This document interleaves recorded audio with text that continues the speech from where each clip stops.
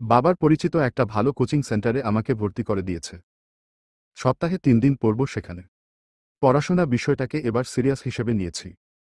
কিছুতেই গাফিলতি হতে দেব না। বিকাল তখন 4:45। কাঁধে ব্যাগ ঝুলিয়ে বের হয়েছি বাড়ি থেকে।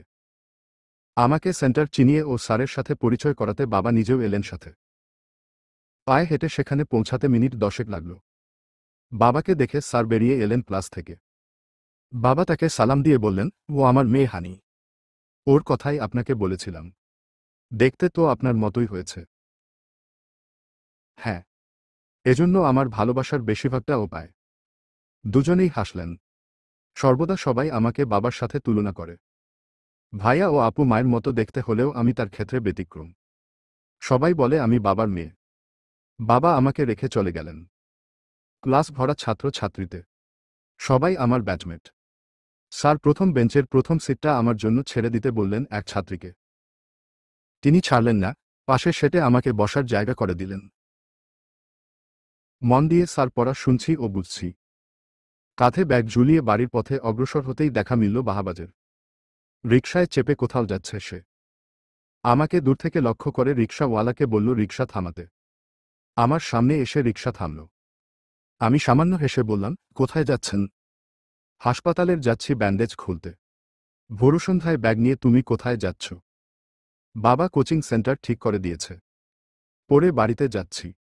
ফ্রি থাকলে আমার সাথে এসো। গন্তব্য ঠিক করতে চুপ করে রইলাম। বাহারাজ ততক্ষণে পাশে সেটে বসার বার্তা দিয়েছে। বাড়িয়ে দিয়েছে বাম হাত। তাকে নিরাশ না করে হাতে হাত রেখে রিকশায় চেপে বসলাম। পেছনে থেকে ব্যাগটা এনে সামনে ঝুলালাম। বাহারাজ হুট ফেলে দিল। তড়িঘড়ি করে তার দিকে তাকাতেই বলল, অসময়ে তোমাকে আমাকে একসাথে দেখে ফেললে সমস্যা হবে, তাই হুট ফেলে দিলাম। বিরতি দিয়ে বলল, উপহার পছন্দ হয়েছে। বিয়ের পর স্বামীর দেওয়া প্রথম উপহার।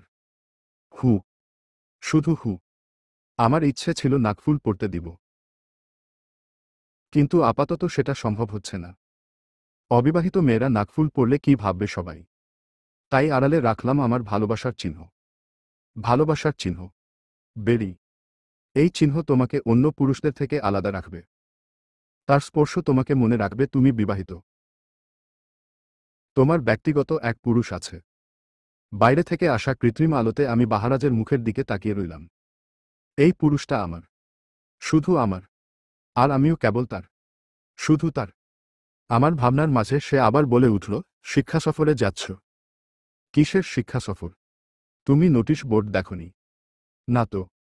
আমাদের ভার্সিটি থেকে প্রতি বছর শিক্ষা সফরে বের হয়। আমি যাই। ওহ, দেখা হয়নি। যাবে না? আমরা কখনো শিক্ষা সফরে যাই না। আমরা বন্ধুরা মিলে ট্যুর দিয়ে আসি। ভার্সিটি থেকে গেলে একটা নির্দিষ্ট গণ্ডি দেওয়া থাকে।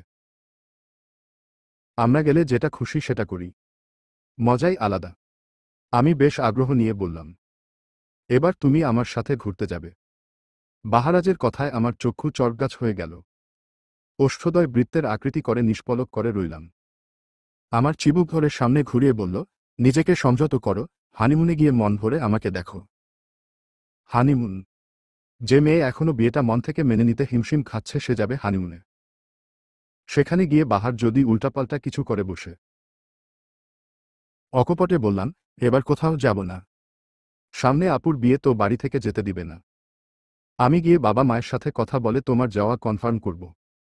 আপনার বাবা মায়ের সাথে কথা বললে আমার লাভ কি? আমাদের বিয়ের বিষয়ে কাউকে কিছু জানাবেন না, বলে দিলাম। বেশ জোরে বলে ফেললাম আমি। রিকশাওয়ালা মামা আমার উঁচু কথা শুনে পেছনে তাকালো। বাহারাজও গম্ভীর চোখে তাকিয়ে আছে। আমার উচ্চৈস্বরে কথা বলার কারণে তাদের যে এমন রিয়াকশন তা বুঝতে বেগ পেতে হল না। কিঞ্চিত লজ্জা এসে ভিড় করল আমার মুখে। তড়িঘড়ি করে রিকশা থেকে নামার প্রয়াস করতেই হাত টেনে ধরল বাহারাজ। উদ্বিগ্ন গলায় বলল, পা গো ল হয়েছ নাকি? চলন্ত রিকশা থেকে নামছ কেন? হাসপাতালের ভর্তি হওয়ার শখ আছে নাকি? আছে। আপনার সাথে হানিমুনে যাওয়ার ইচ্ছে নেই। দেখা যাবে। শক্ত গলায় বলল বাহারাজ। রিকশা ততক্ষণে হাসপাতালের সামনে এসে স্থির হল। বাহারাজ নেমে ওয়ালেট বের করে আমার দিকে বাড়িয়ে দিল। আমি একবার ওয়ালেট তো একবার তার দিকে তাকাচ্ছি। বউ হওয়ার সাথে সাথে ওয়ালেট আমার হাতে তুলে দিয়েছে। বাহ, মনমতো শপিং করা যাবে দেখছি। আমি ওয়ালেটটা নিয়ে হাসপাতালের দিকে পা বাড়াতেই টেনে ধরল হাত। বিরক্ত হয়ে পেছনে ফিরে ভ্রু কুঁচকে বললাম, হোয়াট? ভাড়া না দিয়ে ওয়ালেট নিয়ে কোথায় যাচ্ছ? কিংকর্তব্যবিমূঢ় হলাম।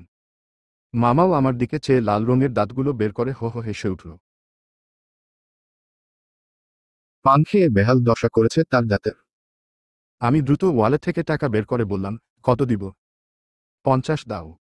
কি? ভাড়া তো 30 টাকা হবে। কোথা থেকে উঠেছেন? তোমার আর আমার কথা হজম করার জন্য হজমি কিনতে বাকি 20 টাকা দাও। আমি নোটটা বাড়িয়ে দ্রুত পা ফেললাম। লোকটা তখনও হেসে চলেছে। আমার ইচ্ছে করেছিল মাটি ফাঁক করে নিচে ঢুকে যেতে। চেম্বারের বাইরে বসে আছি আমি।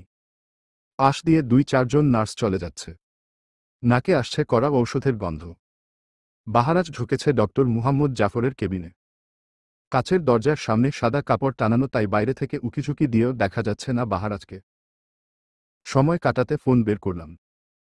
ফোনের স্ক্রিনে বাবার নাম্বারটা শো করছে। রিং হচ্ছে, ফোন সাইলেন্ট থাকার কারণে রিংটোন বাজছে না। কল রিসিভ করে বিনীত সুরে সালাম দিতেই বাবা বললেন, আর কতক্ষণ লাগবে রে মা? আমি বাইরে দাঁড়িয়ে আছি। ওষ্ঠদয় চেপে শ্বাস নিলাম। বাবা অপেক্ষা করছে। আমার ফোন করে আগেই জানানো উচিত ছিল। নিভু গলায় বললাম, বাবা আরও আগে ছুটি হয়ে গেছে। আমি চলে এসেছি। বুঝতে পারিনি তুমি আবার ওখানে যাবে। সরি বাবা। It's okay. আমি তোকে নিতে আসব সেটাও তো বলিনি। কোথায় আছিস মা? বাড়িতে। না, একটু হাঁটতে এসেছি। রাস্তাঘাটের অবস্থা ভালো নয়, তুই তাড়াতাড়ি বাড়িতে আয়। আচ্ছা বাবা।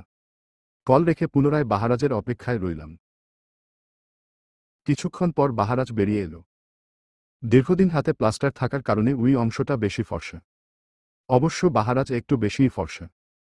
কোল থেকে ব্যাগটা কাঁধে নিয়ে হাঁটতে হাঁটতে ওয়ালেট ফেরত দিলাম তাকে। ব্যাগের বেল্টটা শক্ত করে চেপে ধরে বললাম, আমরা এখন কোথায় যাচ্ছি? বাহারাজ নার্স ও বিভিন্ন মানুষদের পাশ টিয়ে সামনের দিকে ধাবিত হচ্ছে। পেছনের দিকে তার মনোযোগ শূন্য। আমি দ্রুত এগিয়ে ফের বললাম, শুনছেন, কোথায় যাচ্ছি আমরা? বাবা ফোন দিয়ে বাড়িতে যেতে বলেছে। প্রথমবার নিজেকে বিবাহিত পুরুষ লাগছে। আরেকবার ডাকো। মজা করছেন কেন? বাবাকে বলনি কেন স্বামীর সাথে আছো? চিন্তা না করতে। ঘুর ঘুর। বিরক্তির সাথে বলে তার সাথে হাঁটতে লাগলাম। জানি না আমাদের গন্তব্য কোথায়, কতদূর। ব্যস্ত রাস্তার ফুটপাতে উঠে বাহারাজ আমার হাত ধরলেন। নিজে রাস্তার দিকটায় গিয়ে আমাকে নিরাপদ জায়গায় হাঁটতে দিলেন। প্রিয় মানুষের হাতে হাত রেখে হাঁটার যে তৃপ্তি তা আর কিছুতে নেই।